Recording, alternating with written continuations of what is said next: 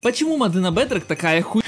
Данная тема меня очень интересует, потому что для меня она как никогда родная. Я же создал несколько популярных модов, может быть вы даже в них играли. Я провел исследование, изучил проблемы Bedrock и готов вам рассказать про них. Поэтому садитесь поудобнее, берите печеньки, чай или что у вас там. И приятного просмотра.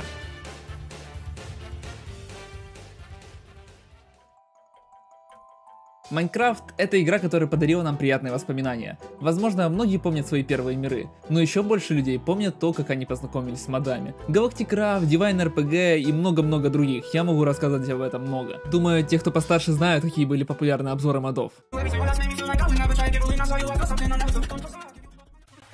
всем привет, дорогие друзья, с вами Латиус, и в этом видеоролике я буду делать обзор мода на Divine RPG. Мне же родная тема хоррор модов, но сегодня не о ней. Как мы знаем, существует две основных версии. Minecraft Java, которую все по праву считают лучшей, и Bedrock Edition, наша кроссплатформенная сводная сестра, которую создали Microsoft. Но это была первая версия, объединившая игроков на всех устройствах, от консолей до мобильных телефонов. Но начнем мы с Java Edition, с его огромнейшей историей. Сама по себе версия известна своей невероятной гибкостью для моддинга. Это та самая версия, где игроки и разработчики могли, ну и до сих пор могут буквально переписывать игру, добавлять все от новых измерений до сложных механик. Комьюнити же Java моддинга — это огромная процветающая экосистема. Моноделы на Java могут создавать такой контент, который даже моему ебанутому уму не под силу. Поэтому каждый раз, пичкая игру модами, она кажется совершенно другой игрой. Bedrock же, давайте, я скажу, что просто сводная сестра, порой хочется выебать, но ты сдерживаешься, чтобы войти в нее. Вообще, Bedrock изначально создавался с прицелом на кроссплатформенную игру и очень хорошую оптимизацию, чему честно завидует Java. Shaders.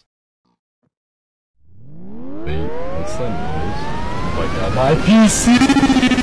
Но на Bedrock также есть свои моды, они называются аддоны, про них как раз и будет речь. В основном они доступны через встроенный маркетплейс, о котором тоже будет своя речь. Пожалуй, единственное преимущество Bedrock на Java — это возможность играть вместе с друзьями независимо от устройства и отличная оптимизация. Но несмотря на все преимущества Bedrock в плане оптимизации и кроссплатформенности, мы постоянно слышим одни и те же слова. Моды на Bedrock хуйня, что за мусор и много-много-много разного. Создавая 3 хорроры по модам на Android, я этого наслышался много. Но почему так? Почему сообщество так скептически относится к моддингу на Bedrock? Давайте разберем.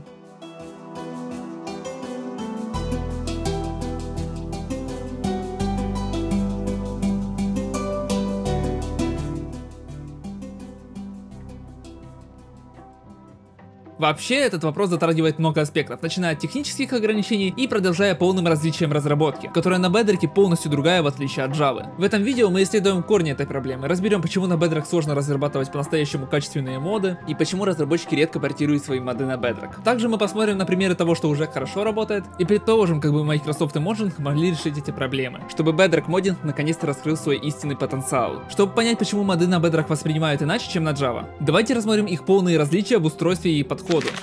Как вообще работают Java моды? Вообще, думаю, многие знают, что первоначальное издание написано на языке программирования Java. Это позволяет моноделам использовать процесс, называемым декомпиляцией и рекомпиляцией, для изменения самого исходного кода. Вообще, это означает очень большую гибкость, от чего разработчики теоретически могут изменять любой аспект игры. От базовых механик, например, ломания блоков или еды, до движка и рендеринга, что мы можем видеть в шейдерах. Моноделы могут добавлять новые измерения, изменять поведение существующих сущностей, создавать сложные системы экономики или даже полностью перерабатывать графику. Это позволило сообществу разработать мощные инструменты, такие как Forge или Fabric. Вообще они служат неофициальным API и загрузчиком модов. Эти инструменты позволяют создавать невероятно сложные и глубоко интегрированные модификации, которые могут взаимодействовать напрямую с ядром игры. Но разработка Java модов часто требует глубоких знаний программирования на Java и использования разных сред разработки, такие как Eclipse и так далее и так далее. Но в современных реалиях разработка стала подсильна даже тем, кто не знает таких тонкостей. С помощью MC Creator, где куча людей могут создавать почти любой мод по качеству не хуже написанного на коде. Тому в пример, например, Born in House.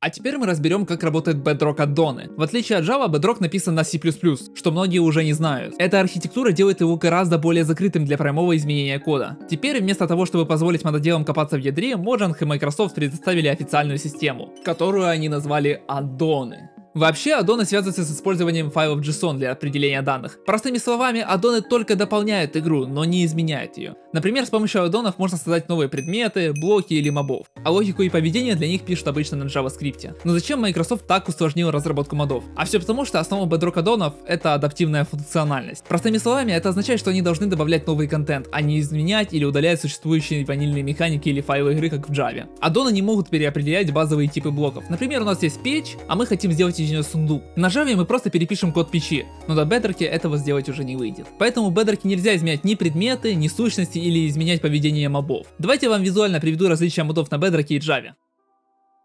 Наверное, самый лучший пример того, что можно реализовать на Java, но нельзя на Bedrock, это мод Immersive Portals. И да, это тот самый мод, который добавляет сквозные порталы, изменяет реальность и в целом нарушает всю основную физику в Майнкрафте. И если для других модов можно хотя бы создать похожие порты через костыли, то тут уже не выйдет. Вы спросите почему? А потому что этот мод работает напрямую с игрой. Его особенность в том, что он умеет работать напрямую с движком, рендеря сразу несколько измерений, что на Bedrock уже, к сожалению, не выйдет. Поэтому Bedrock моды только дополняют основную игру, оставляя ее оптимизированность. В отличие от Java, которая полностью может ее изменить. И это пример только один из множества, которых я могу привести. Например, те же самые аддоны Create. Основной мод смогли воссоздать частично на Bedrock, но не аддоны, такие как, например, Clockwork, который позволяет сделать физическим любую постройку, тот же самолет или танк. Все это нам говорит о невозможности изменения движка игры. Это означает, что аддоны не могут добавлять шейдеры или визуальные изменения, несмотря на современные Vibro Visuals. Кроме того, из-за ограничений разработчикам не под силу добавлять разные измерения, такие как в Twilight Forest или The Ether. Что самое главное, это касается даже данных об игроке, биомов или остального, что нельзя считывать. Что тут говорить, во время разработки даже нельзя звуки останавливать, не учитывая музыку.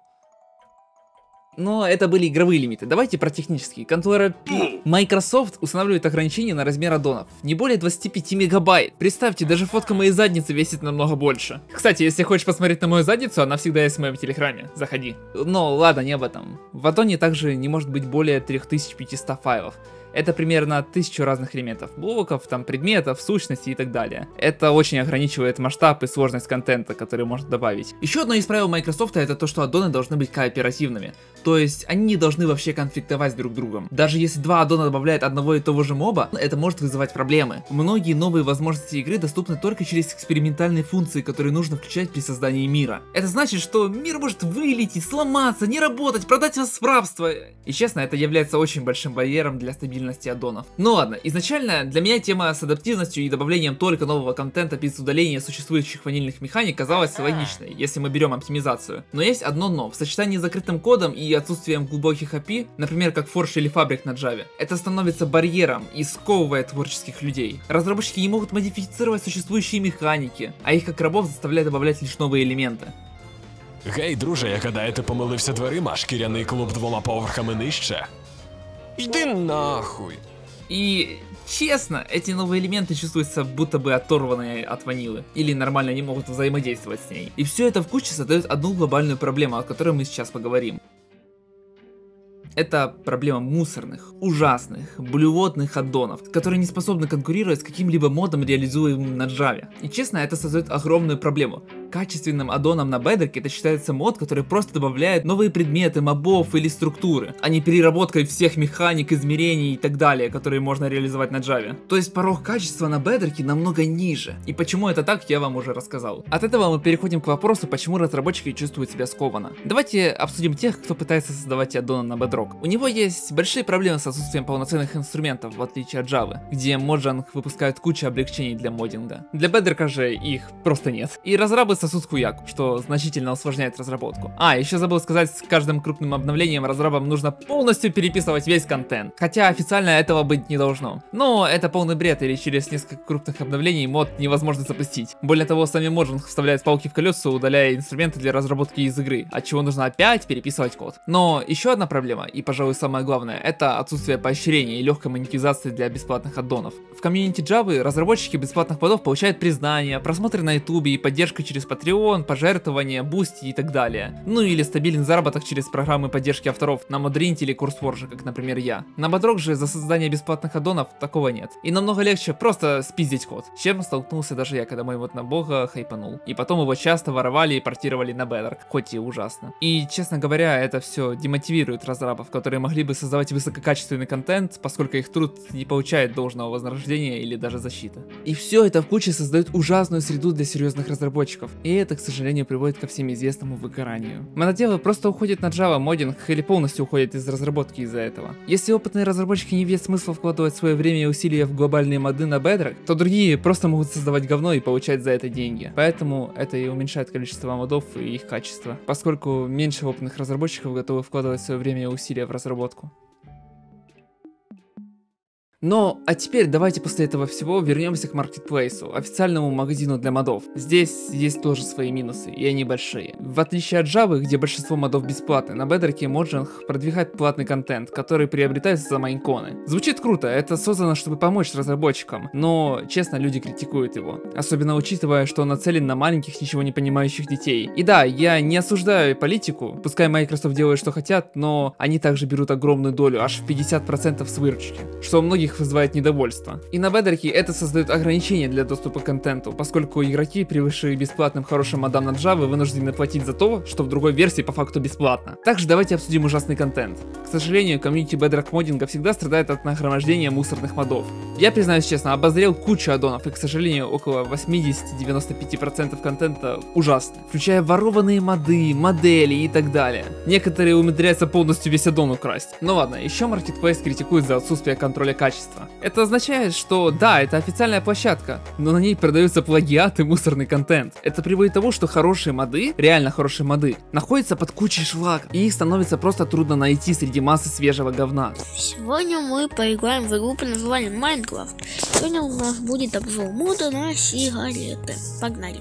Самое смешное, что на Bedrock тоже есть легкая программа для разработки модов, такая как M-Creator. Это Bridge. Но из-за доли детей в мобильном гейминге эти моды просто ужасны. Поэтому многие новички без должного опыта начинают создавать и публиковать свои работы. Ах да, за некоторые придется заплатить. И если мод ужасен, деньги, самое главное, вам не вернут. Но не так все плохо. Несмотря на всю ужасность моддинга на Bedrock, комьюнити показывает свое творчество. Существуют аддоны, которые просто отлично играются и выглядят, которые хорошо портируют моды с Java, или просто изменяют игровой опыт. Например, всеми известный Action and Stuff. И да, это тот самый мод, который постоянно вирусится в тиктоках и шортсах. И это пример именно того мода, который очень хорошо реализован. И за него не грех отдать даже деньги. Самое главное, что он не выглядит оторванно от игры, как большинство других аддонов. И это, наверное, первый настолько популярный мод, пошедший из Bedrock.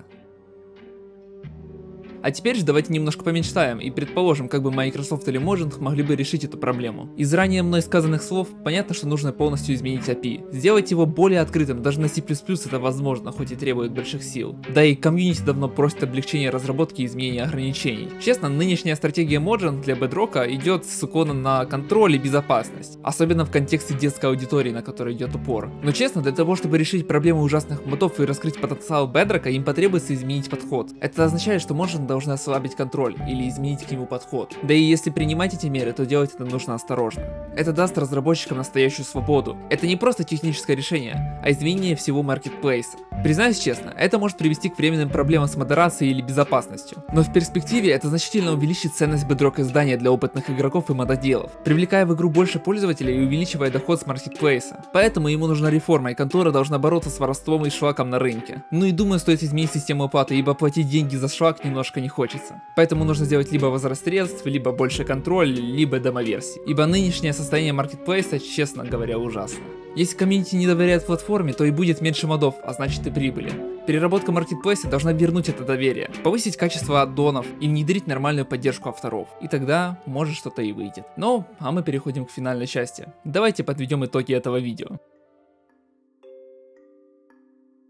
Ну что ж, мы выяснили, почему моды на Bedrock часто вызывают негодование. Основные причины кроются в различиях разработки на Java и Bedrock, что приводит к техническим ограничениям официального API Bedrock. Эти ограничения, в свою очередь, создают серьезные барьеры для креаторов, которые сталкиваются с отсутствием адекватных инструментов, необходимостью постоянного переписывания кода из-за обновлений и отсутствием адекватного признания за свой труд. Добавим к этому проблемы с маркетплейсом, кучу говноконтента, а также обилие платного контента. Плагиаты, отсутствие возможности тестировать аддоны перед покупкой, либо возвращать деньги. В итоге мы получаем подорванное доверие креаторов и игроков. Но не все потеряно. Все же на Bedrock есть отличные моды. Некоторые умудряются сделать хорошие порты, хоть и неофициальные. Поэтому, несмотря на ограничения Microsoft или Моджинга, сообщество справляется с этим. Потому что в нем, несмотря на издание, полно творческих людей, которые готовы делать очень крутые аддоны или моды. Надеюсь, в будущем Marketplace полностью переделают, либо хотя бы облегчат разработку модов на Bedrock, и в итоге мы получим реальную равность версий. Ну что же, всем спасибо за просмотр. Надеюсь, вам понравилось мое мини-исследование. Я вложил в него реально много сил. Если хотите меня поддержать за старания, то подпишитесь на канал, поставьте лайк, прокомментируйте или просто перейдите в мой телеграм-канал, там много чего интересного. Но я не прощаюсь, ведь с вами был я, Дрех, а Майнкрафт таит намного больше, чем кажется.